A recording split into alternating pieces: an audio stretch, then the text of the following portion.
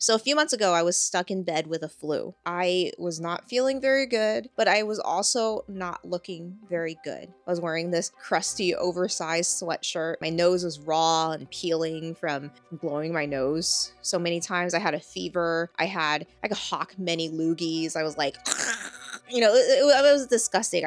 I felt disgusting. I probably looked disgusting. And for some reason, I wanted to take a selfie of myself looking very miserable, like looking so deliciously low. And I wanted to send that selfie to my husband, who was outside in the living room playing video games, so that he can feel sorry for me and pamper me more. I felt like I was insufficiently pampered at that point. Don't get me wrong, he pampers me very well. If you were to ask him, he would say, I treat her like a princess. We like to quote Tommy Wiseau from the movie The Room. We like to quote him in this household for some reason. We do a lot of strange things in this household. Like, I like to quote Quint from Jaws on occasion. He would quote Tommy Wiseau from The Room. I treat her like princess. Yes, he does treat me like a princess, but at that moment, I felt like he was paying more attention to his video games than to me, and I wanted to be sufficiently pampered. Not just pampered like a princess, but like a queen, because I'm sick.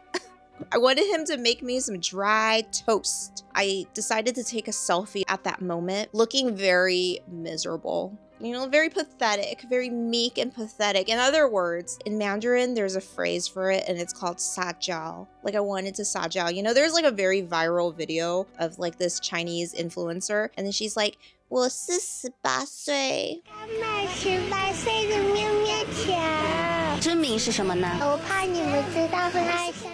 I'm so sick. Can you please make me some tea and toast? Please don't throw up. Don't roll your eyes. I could feel you rolling your eyes right now. You're learning some very unflattering facts about me. Number one, I love to baby talk. The selfie that came straight out of my iPhone camera was awful, as I kind of expected it to be. There was insufficient lighting. It was a dark room. I was fevered from the flu. My hair was crunchy. My nose was crusty. I looked awful and miserable. But at the same time, once the selfie camera turns on, I got a mug from my best angle here. I'm slightly just a little vain. Okay, I like to take photos of myself. You do it too. Come on. Everybody does it. I don't post it on social media anymore. I've actually went through all my Instagram and deleted most of my private photos. I don't have a full Instagram feed full of my selfies or anything. I am obsessed with seeing how much I've aged. During my 20s, I barely took any photos of myself. I regret it. Like, what did I look like? What did I look like back then? I don't have that many photos of myself when I was a teenager, etc., And I'm also slightly vain.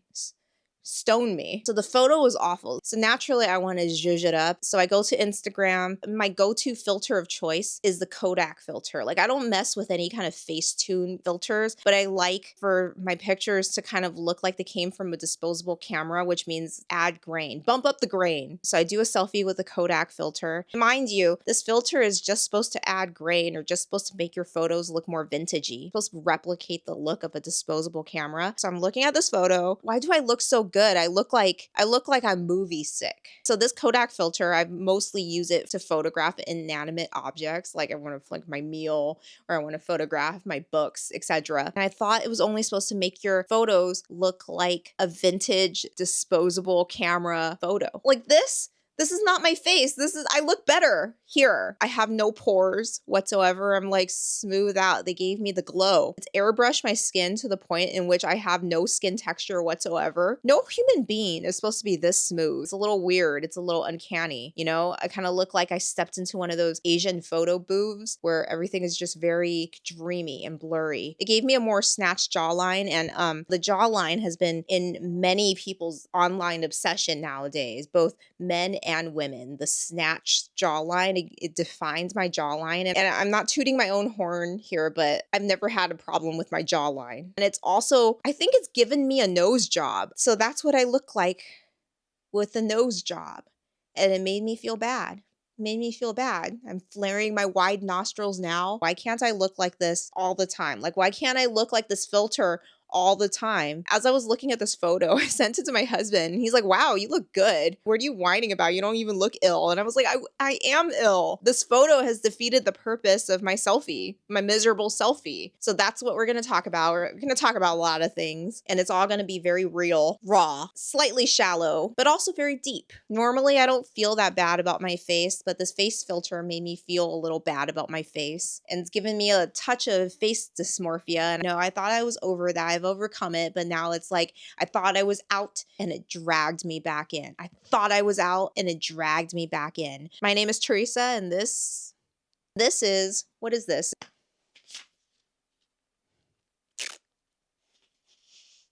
Technology-induced face dysmorphia. What happens when technology convinces you that you are ugly? In today's edition of Real Talk with me, Teresa, I would honestly like to know what your issues with your own self-esteem is with regards to your appearance, or if you've experienced those issues in the past and now you've overcome it. What issues do you have about yourself? When I was in my teens or early 20s, if I had self-esteem issues, I felt ashamed to voice them out to somebody I do know versus a stranger, because a stranger doesn't really know you. Sometimes another person would have the same issues, and when you read their issues, it makes you realize that your own issues are more or less in your head. For instance, I have a friend, she hates her nose. She thinks her nose is too big. She would love, if she could afford it, she would love to have a nose job. I keep telling her there's nothing wrong with your nose. There honestly is nothing wrong with her nose. But she's like obsessed with her nose, so don't ever give her this filter. When I was in my mid-20s and I had bad acne, I would go onto the acne forums. People would talk about their acne problems. Kind of made me feel better. It made me feel less alone, because a lot of the times I feel like self-esteem issues really do isolate you. For a strange reason for me, it's easier for me to talk to strangers than it is for me to talk to anybody I know in real life. I don't know what it is. Well, I guess I know what it is. In my life, I have had the misfortune of crossing paths with a lot of people who are just honestly rude. Honestly, really rude people, very savage people, very blunt, savage takes. People who just make comments about your looks to your face. You don't look very attractive today, or you look like you've gained weight. You look like you could use some eyelid surgery. I remember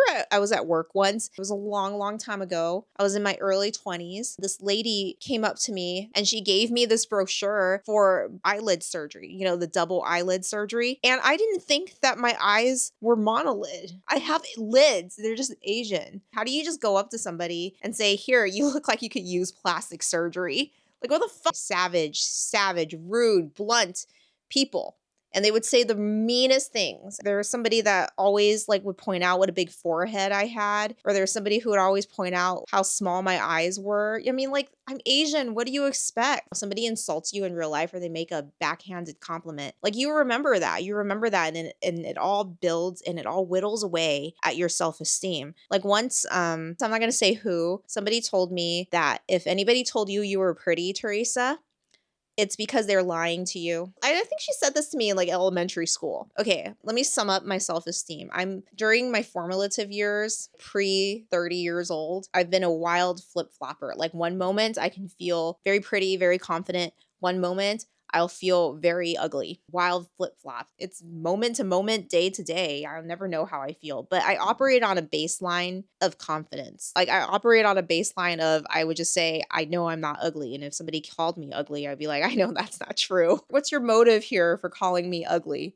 Did you take a look in the mirror? Anybody who's ever jabbed at my appearance, made uncalled for comments about my appearance in real life to my face, I take a good look at them and I'm like, you have a lot of nerve saying that to me, looking the way you do. And usually 100% of the time, that line is true. They're haters for a reason. I was afraid to go on YouTube because I know that people could be really mean online. But so far, I've been on YouTube for 2 years and nobody has been mean to me about my looks. That's not an invitation for you to start, by the way. They mostly just make fun of my voice. When I was in 4th grade, this boy and we sat across from each other. You know, it was like the desks were facing each other. I didn't care for him and he didn't care for me. We sat there for an entire school day and we did nothing but insult each other. We went through the gauntlet of insults. We called each other ugly. We called each other mentally disabled, except we didn't use the word mentally disabled. It was a lot less PC. It was the 90s, okay? I was one of 2 Asians in the class. Things got racial. We started trash talking each other's mothers. Think of all the horrible ways that you can insult somebody online. We've done it at 8 years old.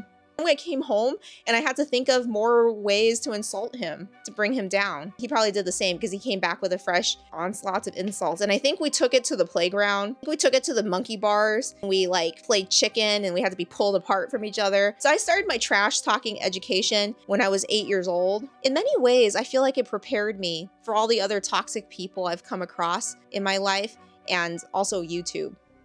Also online. In hindsight, I owe a lot of my training as a trash talker to that little shit. Not all kids are cute, I would nominate him for the Trash Talking Hall of Fame. He was like an 8-year-old hater. He was like a little piece of shit. He has trained me well for what I was about to go through in life, meeting a bunch of other haters. He has prepared me for some bitter people in life. I don't know who won this insult battle. I think we both just got so tired of thinking up creative insults. We were just so knocked down. We both knocked down each other's self-esteem so much. We probably just called it a draw because we don't want to deal with it anymore. Thank God nothing was recorded back then. Every 90s kid would honestly, if you ever record anything we said on the playground, we would every single one of us be canceled. So I gotta tell you a story. This is a strange story. Back in my former apartment, we had this new neighbor move in downstairs, and she would do the most bizarre thing. Every evening, she would be out on her patio, sitting there smoking. She was a smoker, and she would have one of those makeup mirrors, like the magnified makeup mirror, and she would just plant herself in front of the mirror, and she would scrutinize her face. She would just be there for hours looking at her face, scrutinizing her skin, I don't know, checking for wrinkles, checking for moles, pimples, whatever, but at the same time smoke, chain smoke. I'm thinking if you have problems with premature aging, with wrinkles, with skin texture, with discoloration, you should probably think about not chain smoking. Spending that much time in front of a mirror, it's not healthy, and it's a sign of face dysmorphia. I recently read this article on the cut, "My Face Dysmorphia Destroyed My Ability to Be Free." A 20-year-old woman, Nika M, says she cannot go a day without obsessively photographing herself. To date, she has over 50,000 selfies on her camera. That's pretty crazy. There's nothing wrong with taking selfies. As I've mentioned before, I like taking selfies, but I take 5 selfies. I pick out 1 or 2, mostly just 1 that I like, and then I delete the rest because the rest are pretty derpy. Keeping all your selfies, 50,000 selfies, so that you can enlarge it and then pick apart whatever you think is wrong with your face, I feel like that is a signal for alarm. So she has a warped perception of her own face, hence face dysmorphia, also associated with Zoom dysmorphia, Snapchat dysmorphia. I don't know, I haven't used Snapchat in years. She was feeling fine about her face until she started to amass a TikTok following, and then she saw a bunch of pretty girls go viral. She started comparing herself to them and falling short of the ideal beauty standard.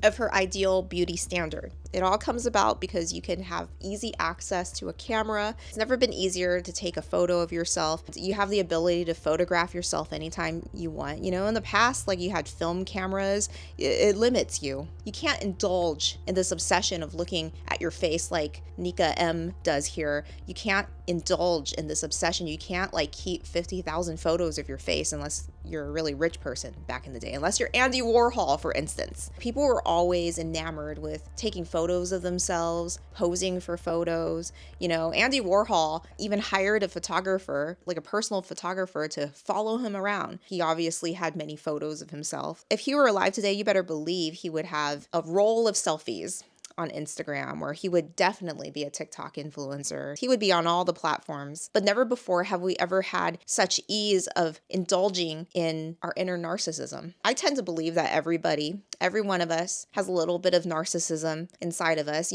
As human beings have both virtue and vice, and narcissism is one of our vices. Everybody has a little bit of narcissism locked in on themselves. Or how else, throughout history, how else do you see people with so many portraits painted of themselves? Every single portrait artist has hundreds, thousands of self-portraits. They say they do it for practice, but we know. I see you, Rembrandt. People throughout history have always been mugging for the camera, booked photo sessions. There's always been the mall photos. As soon as people got their hands on a camcorder, there's been home videos. But now the ability to photograph ourselves and film ourselves is all in our pocket. It's all right here. It's all in our pocket. I don't know if it's healthy for the human brain to see so much of ourselves all the time in photo and video, with face filters, without face filters. It's just so much. I think it's very tragic that this girl has 50,000. What is she doing with 50,000 selfies of herself? I know exactly what she's doing. She's looking at them. She's looking at every single one of them. She's enlarging them, picking out features that she doesn't like, fixating and obsessing over her nose, for instance, over her jaw, over her profile. In this article, let me paraphrase, under the hashtag facial dysmorphia, which is thousands of posts, users describe not recognizing themselves and having no real idea what they look like. There's also a related trend where somebody will post a video or a photo of themselves and invite the internet to assess whether or not they're attractive under the question, is it facial dysmorphia? Or am I just ugly? This trend is like the equivalent of holding your hand above an open flame and hoping to be burned. Whenever you open up a question to the internet, do you think I'm ugly? Like, don't ever ask the internet if you're ugly. There's always going to be one or two trolls that will tell you you're ugly. Or there's always going to be somebody who is well-meaning. They're like, you're just as pretty as any other girl. You just need a nose job. I see this as a very toxic trend. It's self-destructive. It's sadistic is what it is, because on the one hand, I see a lot of fishing for compliments. I'm not doubting the sincerity of somebody's facial dysmorphia, the sincerity of somebody feeling unpretty. At the same time, I see this trend as co-opted by a lot of objectively pretty girls, like objectively pretty. I can't speak for them for sure. They know that they're pretty and they would go, is it facial dysmorphia or am I ugly? They know that like the compliments will start rolling in. It's a fishing for compliments, like, how can you think that? You're so beautiful. Girl, you're gorgeous. I don't want to doubt the sincerity of somebody's facial dysmorphia. Like, you could be an objectively beautiful girl in today's beauty standards and you could believe yourself to be as ugly as a monster. Like, you could see that, you could believe that about yourself, and everybody that looks at you are like, you're crazy, you're off your rocker, you're very delusional, but you just feel ugly. And it's actually surprisingly easy to make a pretty girl feel ugly, especially when she's young, especially when she's in her,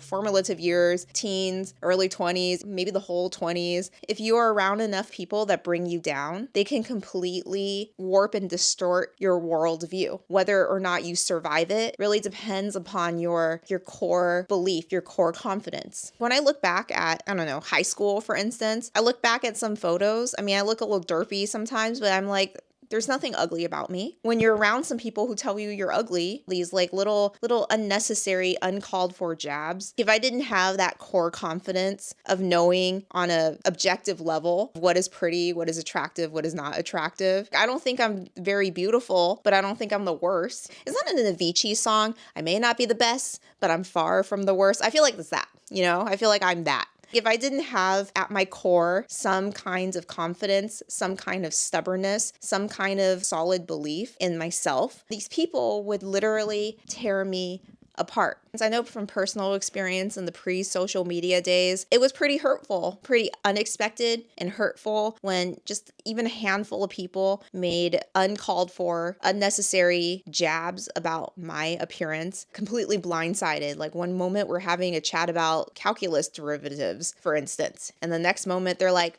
you're not that pretty. What? Like, where is this resentment coming from? And that was just pre-social media, but I cannot even imagine what it would feel like to be 20 years old on TikTok, hundreds, if not thousands, if not millions of people making comments about your appearance, how much that will mess you up for the rest of your life. Because remember, unfortunately, you can have 1,000 compliments and you get one or two insults and you will remember the insults. In recent conversation, there's been a lot of talk about how people nowadays, because of the advent of technology, of comparisonitis on social media, etc., or just being able to see your face all the time, being able to photograph yourself or take a video of yourself, you're inundated with yourself, and then therefore you are more obsessed with your looks. So therefore that contributes to the rise of tweakments like Botox and lip filler and plastic surgery, facelifts, looks maxing. Guys are obsessed with their jawlines. There's an article that I read in conjunction to the face dysmorphia article, also on The Cut. Why are so many young women convinced they're balding? I hadn't thought about all my hair falling out until my phone started giving me targeted ads, she says. Then my whole feed became people people doing Pilates, people brushing their hair obsessively, and people oiling their scalp. And I have seen an excessive amount of self-care routines, skincare routines, the morning shed. There's a face mask, lip tape. What is the purpose of that, girls? What is the purpose of that? I just want to know. My friend says it has like some health benefits. So is it to keep your mouth from going dry when you go to bed? Somebody tell me. I'm too lazy to look this up. I'm too lazy to look this up because if I start looking this up, then I'm going to start getting a bunch of targeted ads. So somebody tell me what the purpose of lip tape is, what the health benefits of lip tape is. Have you done it? Does it work? There's a lot going on that has been prescribed for women to do by influencers before you go to bed. It's a lot of money. That's a lot of time getting yourself ready for bed to have an uncomfortable night's sleep. I do not foresee a good night's sleep happening when you have all that crap on your face. If you were theoretically to do everything that an influencer does, from night routine to like the morning shed to the morning routine to the skin prep before your makeup and then the whole makeup routine, like how many hours do you have in your day? You know how like some people are waking up at 5 a.m. or 3 a.m.? I think you literally have to wake up that early to get all that done. If you have 20 skincare products on your face, which one is working and which one's not working? In advertising, you sell people on one or two things. You sell them on fear and then you sell them on aspiration or desire, aspiration and desire. The most successful advertiser or companies and products can sell you on both fear and aspiration. Keeping you insecure, cultivating your insecurity, whether through filters, comparisonitis, confidence is not profitable. If you, by some theoretical chance, have reached the peak of self-esteem where you're like, I am beautiful, there's nothing more I can improve of myself, then you have reached the level where you're not profitable. You're not a proper target here, okay?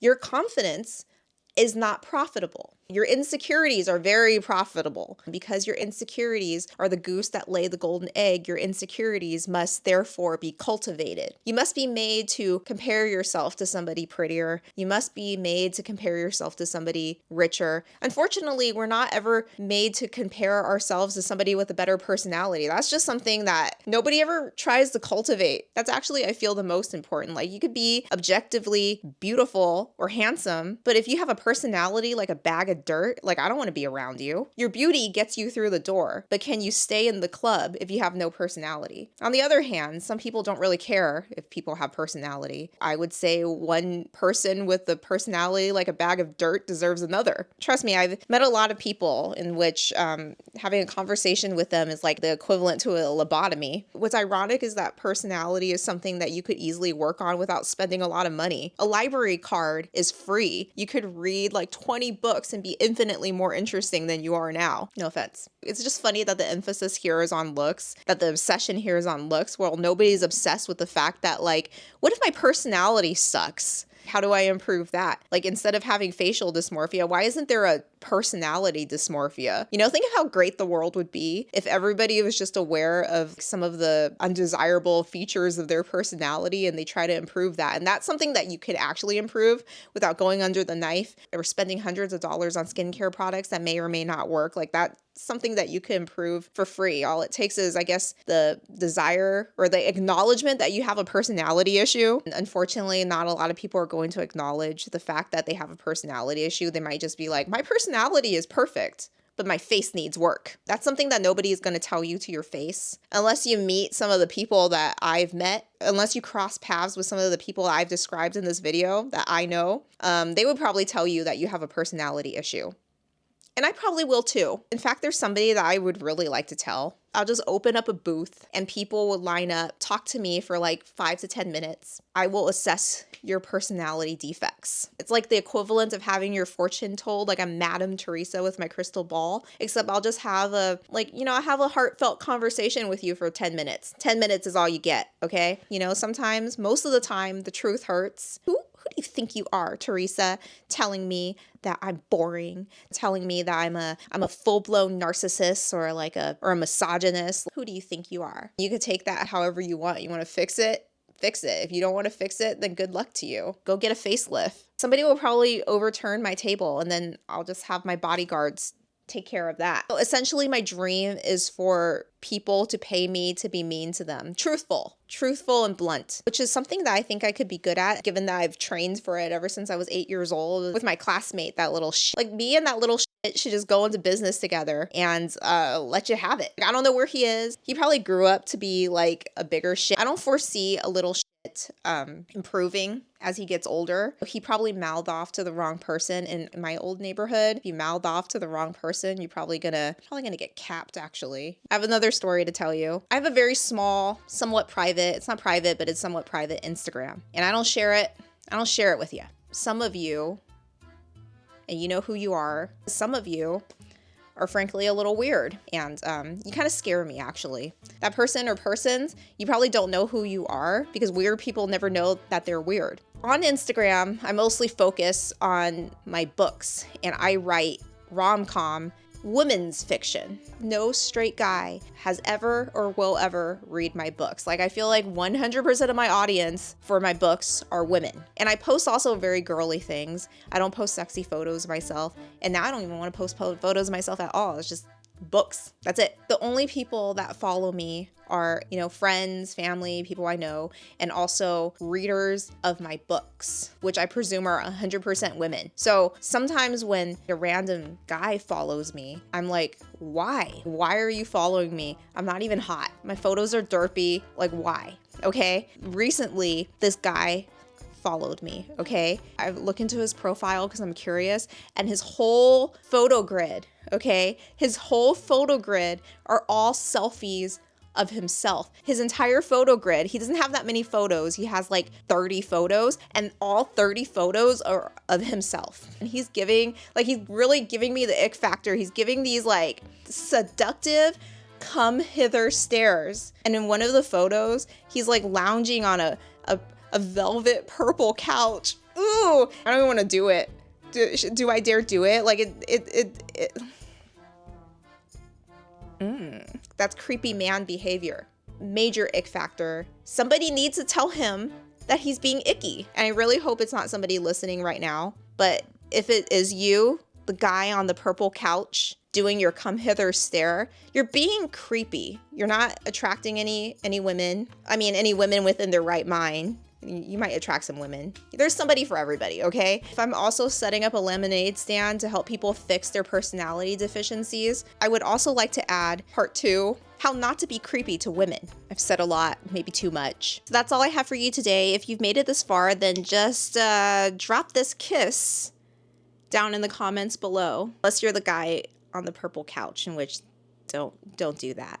Don't do that. I don't want this kiss. If you've enjoyed this video, give it a like. And if you've enjoyed me, and I'm not talking to you, guy on the purple couch, then subscribe to this channel. And I'll see ya next time. Oh God, what did I even film?